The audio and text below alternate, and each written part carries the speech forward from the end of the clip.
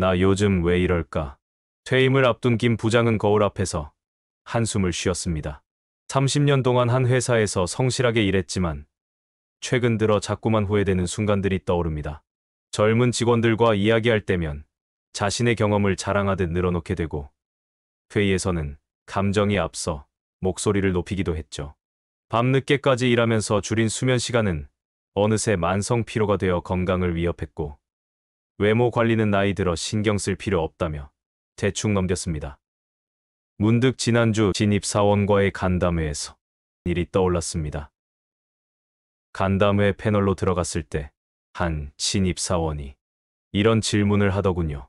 부장님, 지금까지 살아오시면서 가장 후회되는 습관이나 행동이 있으신가요? 순간 할 말을 잃었습니다. 그동안 당연하다고 생각했던 행동들이 어쩌면 나이가 들수록 독이 되고 있었던 건 아닐까요? 하버드 대학교의 한 연구에 따르면 40대 이후 삶의 만족도는 우리가 가진 습관과 행동 패턴에 크게 영향을 받는다고 합니다. 특히 나이가 들수록 어떤 행동들은 단순한 실수나 나쁜 습관을 넘어서 인생의 질을 크게 좌우하는 요인이 된다고 하네요. 오늘은 나이가 들수록 피해야 할 행동들과 그 이유에 대해 이야기하려고 합니다. 여러분도 혹시 이런 행동들을 하고 계시진 않은가요? 함께 점검해 보시죠. 첫 번째, 감정 여과 없이 드러내기. 나이가 들수록 우리는 종종 감정을 조절하기 어려워집니다. 아니, 내가 30년을 이 바닥에서 굴렀는데 어디 감히? 회의실에서 울리는 언성 높은 목소리. 경력 20년 차 최 부장의 얼굴은 불그락불락했습니다. 신제품 기획안을 두고 벌어진 토론에서 젊은 직원의 의견에 감정이 격해진 것이죠. 결국 회의는 불편한 공기 속에서 끝났고 그의 팀 의견은 채택되지 않았습니다. 왜 이런 일이 벌어진 걸까요? 스탠포드 대학교의 감정 협상 연구에 따르면 40대 이상에서 감정을 직접적으로 표출하는 것은 접상력을 평균 37% 감소시킨다고 합니다. 특히 나이가 들수록 감정 조절이 힘들어지는데 이는 전두엽의 감정 통제 기능이 서서히 저하되기 때문입니다. 하지만 이것이 우리가 영원히 감정의 노예가 되어야 한다는 뜻은 아닙니다. 해결책은 의외로 단순한 3초 룰에 있습니다. 감정이 올라올 때 숫자로 3까지 천천히 세어보세요. 이 짧은 시간 동안 우리 뇌는 감정을 재구성하고 합리적 판단을 할 수 있는 여유를 가질 수 있습니다. 실제로 한 대기업 임원 교육 프로그램에서 이 방법을 도입한 후 회의 생산성이 58% 향상되었다고 합니다. 처음에는 3초 참는 게 어색했어요. 하지만 이제는 습관이 되어서 오히려 제가 더 존중받는 느낌이에요. 한 참가자의 소감처럼 작은 습관의 변화가 큰 차이를 만들어낼 수 있습니다. 두 번째, 과도한 자랑. 내가 젊었을 때는 말이야. 이런 말을 시작하면 주변 사람들의 표정이 미묘하게 변하는 것을 느껴보신 적 있으신가요? 특히 젊은 세대들과 대화할 때 이런 경험이 자주 있지 않으신가요?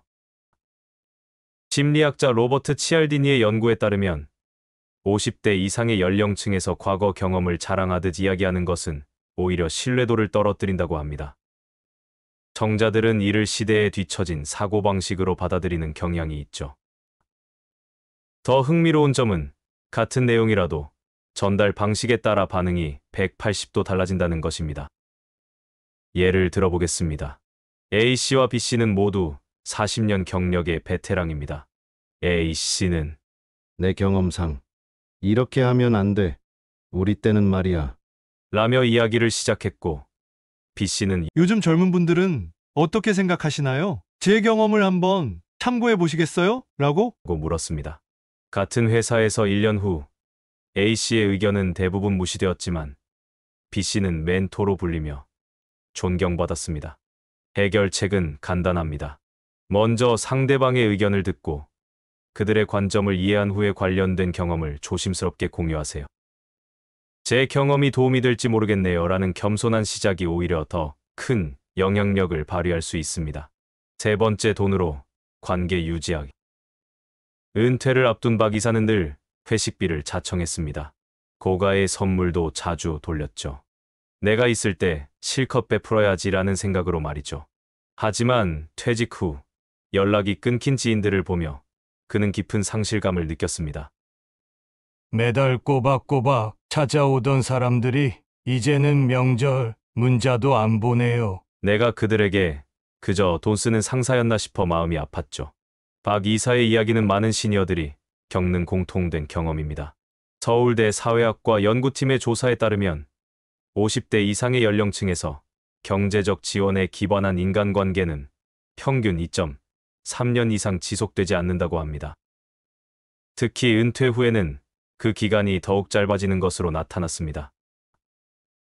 더 충격적인 것은 이런 관계가 오히려 정서적 상처를 남길 수 있다는 점입니다. 그렇다면 어떻게 해야 할까요? 진정한 관계는 시간과 진정성에서 시작됩니다. 비싼 식사 대신 산책하며 나누는 대화가 고가의 선물보다 진심 어린 조언이 더 오래 지속되는 인연을 만듭니다. 최근 은퇴한 김 부장의 사례를 보겠습니다. 그는 은퇴 전부터 문화 모임을 만들었습니다. 매주 토요일 아침 회사 동료들과 등산을 하고 박물관도 가고 때로는 그냥 카페에 앉아 수다를 떨었죠. 물론 비용은 더치페이. 이제는 퇴직했지만 우리 모임은 4년째 계속되고 있어요. 오히려 관계가 더 돈독해졌다고 할까요? 네 번째, 모든 것을 안다고 가정하기. 그거 내가 다 알아? 라는 말은 나이 들수록 가장 조심해야 할 함정입니다. 특히 빠르게 변화하는 현대 사회에서는 더욱 그렇죠. 구글의 조직문화 연구에 따르면 50대 이상 임원진 중 모든 것을 안다는 태도를 보이는 경우 팀 생산성이 평균 45% 감소했다고 합니다. 재미있는 실험 하나를 소개해드리겠습니다. 한 기업에서 40년 경력의 엔지니어와 신입 사원을 한 팀으로 구성했습니다. 처음에 베테랑 엔지니어는 내가 다 아는 내용인데 라며 불만이었죠. 하지만 프로젝트를 진행하면서 그의 생각이 바뀌기 시작했습니다.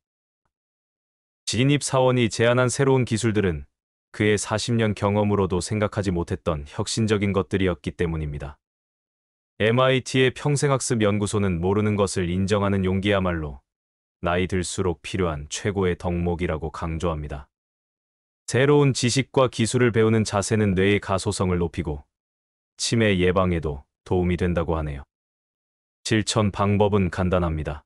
매일 한 가지씩, 이건 잘 모르겠네요. 설명해 주시겠어요? 라고 말해보세요. 처음에는 자존심이 상할 수 있습니다. 하지만 곧 놀라운 변화를 경험하게 될 거예요. 주변 사람들이 더 적극적으로 정보를 공유하기 시작하고 당신을 더 신뢰하게 될 테니까요. 다섯 번째, 수면 시간 줄이기. 잠은 죽어서 자면 되지. 이 정도 과장은 아니더라도 많은 분들이 나이가 들수록 수면 시간을 줄이는 경향이 있습니다. 은퇴를 앞둔 정 부장은 평생 새벽 4시 기상이 몸에 밴 분이었죠. 젊었을 때부터 새벽에 일어나는 게 습관이 됐어요. 요즘은 잠이 줄어서 2시면 눈이 떠져요. 그래서 새벽부터 일을 시작하죠. 하지만 얼마 전 그는 갑작스러운 심장 발작으로 응급실을 찾았습니다. 의사는 만성적인 수면 부족이 주요 원인이라고 지적했죠. 하버드 의대 수면연구소의 20년 추적 조사는 충격적인 결과를 보여줍니다. 50대 이후 지속적인 수면 부족은 심혈관 질환 위험을 73% 증가시키고 인지 기능 저하를 가속화한다고 합니다. 특히 6시간 이하의 수면은 면역력 저하와 함께 노화를 가속화시키는 주요 원인이 됩니다. 처음에는 잠을 줄이면 그만큼 더 많은 것을 할 수 있을 거라 생각했어요. 하지만 결과적으로 건강을 잃으니 아무것도 할 수 없더군요. 정 부장의 깨달음은 많은 것을 시사합니다. 최소 7시간의 수면은 선택이 아닌 필수입니다. 하지만 오랫동안 잘못된 수면 습관이 있었다면 어떻게 개선할 수 있을까요? 성공적으로 수면 패턴을 바꾼 2차장의 방법을 소개합니다. 취침 30분 전 따뜻한 물로 목욕하기. 침실에서 스마트폰 사용 금지. 매일 같은 시간에 잠자리에 들기. 잠들기 2시간 전부터는 카페인 섭취 중단. 낮잠은 30분 이내로 제한. 이렇게 5가지만 지키시면 수면 습관을 고칠 수 있습니다. 6번째, 장황하게 말하기입니다. 회의실에 모인 직원들의 표정이 점점 굳어갑니다. 요점이 뭐예요? 라는 한숨 섞인 목소리가 들립니다. 40년 경력의 이 부장은 10분 동안이나 이야기를 하고 있었지만 정작 핵심은 아직 나오지 않았죠. 젊은 친구들이 내 말을 이해 못하는 것 같아요. 경험이 없으니까 자세히 설명해줘야 하는데 이 부장의 고민은 이해할 만합니다. 하지만 현실은 달랐죠. 옥스퍼드 대학교 커뮤니케이션 연구소의 분석은 흥미로운 사실을 보여줍니다. 디지털 시대에 성장한 세대들은 평균 8초 안에 정보의 가치를 판단한다고 합니다. 특히 업무 환경에서는 장황한 설명이 오히려 메시지의 효과를 반감시키는 것으로 나타났죠. 그럼 효과적으로 말하는 방법은 무엇일까요? 많은 전문가들은 PREP 기법을 추천합니다. 먼저 핵심을 말하고 왜 그런지 설명하며 구체적으로 사례를 들고 다시 한번 핵심을 강조하면 되는 것이죠. 이 기법에 익숙해진다면 장황하게 말하지 않고 핵심만 잘 전달할 수 있습니다. 7번째는 외모 관리를 하지 않는 것입니다. 나이든 사람이 꾸미면 뭐해? 이런 생각 한 번쯤 해보지 않으셨나요? 30년간 중학교 교사로 일하다 은퇴한 박 선생님도 그랬습니다. 정년 퇴직 후 그는 점점 외모 관리에 소홀해졌죠. 더 이상 직장인도 아닌데 뭐 라는 생각이었습니다. 하지만 6개월 후 그의 아내가 보낸 한 장의 사진이 모든 것을 바꾸어 놓았습니다. 1년 전 촬영한 가족 사진과 최근 사진을 나란히 놓고 보니 마치 5년은 더 늙어 보였던 거죠. 서울대 심리학과의 연구 결과는 충격적입니다. 외모 관리에 신경 쓰는 50대 이상의 성인은 그렇지 않은 그룹보다 사회활동 참여도가 38% 높고 우울증 발병률은 45% 낮은 것으로 나타났습니다. 실제로 글로벌 화장품 기업 로레알의 조사에 따르면 단정한 외모 관리는 50대 이상에서 자존감 향상과 직접적인 연관이 있으며 이는 사회적 관계 개선으로 이어진다고 합니다. 처음에는 그냥 아내 성화에 모시겨 시작했어요. 박 선생님은 웃으며 말합니다. 매일 아침 산책하고 면도하고 깔끔한 옷차림을 하는 것부터 시작했죠. 그러다 우연히 옛 제자를 만났는데 선생님 너무 젊어 보이세요 라는 말을 들었어요. 그때부터 자신감이 생더군요. 현재 박 선생님은 은퇴자 동아리에서 가장 인기 있는 멘토입니다. 단정한 외모가 자신감을 주고 자신감이 또다시 삶의 활력이 되더군요. 이제는 매일 아침이 기대됩니다. 8번째는 고집스럽게 자신의 방식만 고수하는 것입니다. 30년 동안 이렇게 해왔는데 왜 바꿔야 하죠? 이 말은 디지털 전환을 추진하던 한 중소기업에서 나온 이야기입니다. 영업부장으로 일하던 김 부장은 새로운 CRM 시스템 도입을 극구 반대했습니다. 수첩과 엑셀로도 충분하다는 게 그의 생각이었죠. 하지만 6개월 후 상황은 완전히 달라졌습니다. 처음에는 정말 거부감이 심했어요. 하지만 젊은 직원의 도움으로 하나씩 배우다 보니 이게 왜 필요한지 알게 되더군요. 지금은 오히려 제가 다른 부서에 시스템 사용을 권장하고 있죠. 스탠포드 대학교의 마인드셋 연구는 흥미로운 결과를 보여줍니다. 50대 이후 삶의 만족도는 성장 마인드셋 보유 여부와 강한 상관관계를 보입니다.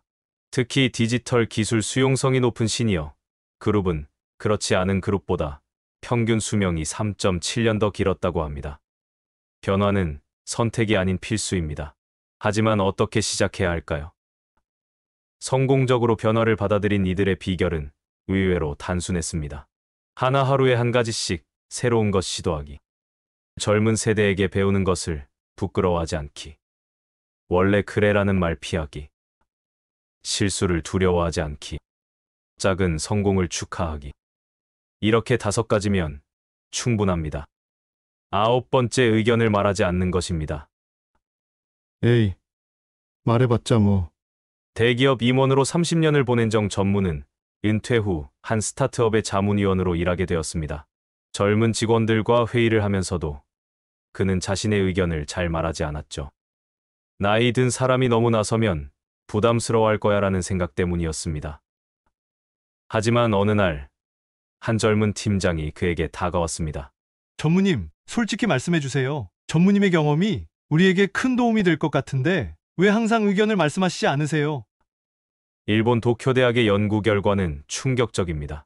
자신의 의견을 적절히 표현하지 않는 시니어 그룹은 스트레스 호르몬인 코티솔 수치가 평균 63% 더 높았고, 이는 각종 성인병과 우울증, 발병률 증가로 이어졌다고 합니다.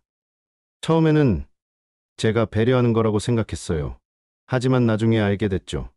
제 침묵이 팀에 도움이 되지 않는다는 거요. 하버드 비즈니스 스쿨의 세대 간 소통 연구는 특히 흥미롭습니다. 나이가 들수록 오히려 더 적극적으로 의견을 개진해야 한다는 것이죠.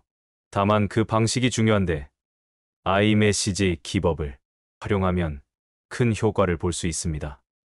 아이메시지 기법은 내가 보기에는, 내 경험으로는 이런 관점도 있을 것 같은데, 혹시 이런 방법은 어떨까요? 등과 같은 말로 이야기를 시작하는 것을 말합니다. 이렇게 시작하면 상대방의 거부감을 줄일 수 있습니다. 실제로 정 전무는 이 방식을 적용한 후 큰 변화를 경험했습니다.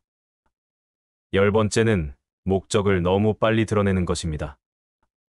이번에 새로 시작한 사업이 있는데 제가 좋은 투자처를 알고 있는데 우리 아들이 취업 준비를 하고 있는데 이런 식으로 대화를 시작하면 어떤 일이 벌어질까요?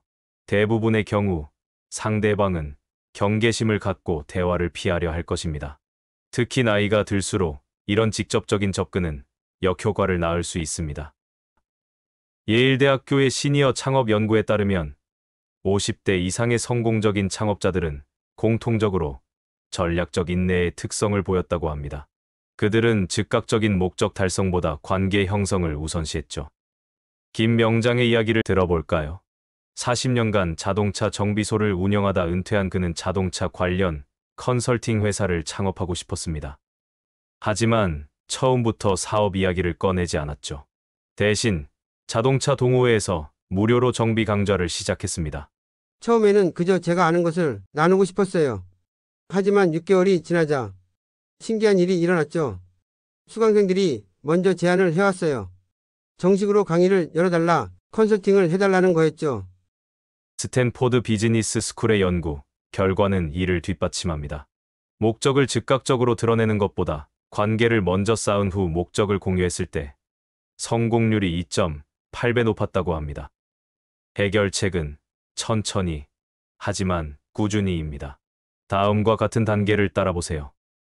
가치 있는 것을 나누기, 진정성 있는 관계 형성하기, 상대방의 니즈 파악하기, 적절한 타이밍에 목적 공유하기, 함께 성장하는 방향 모색하기. 지금 생각해보면 그때 느림이 제 인생이 전환점이었어요.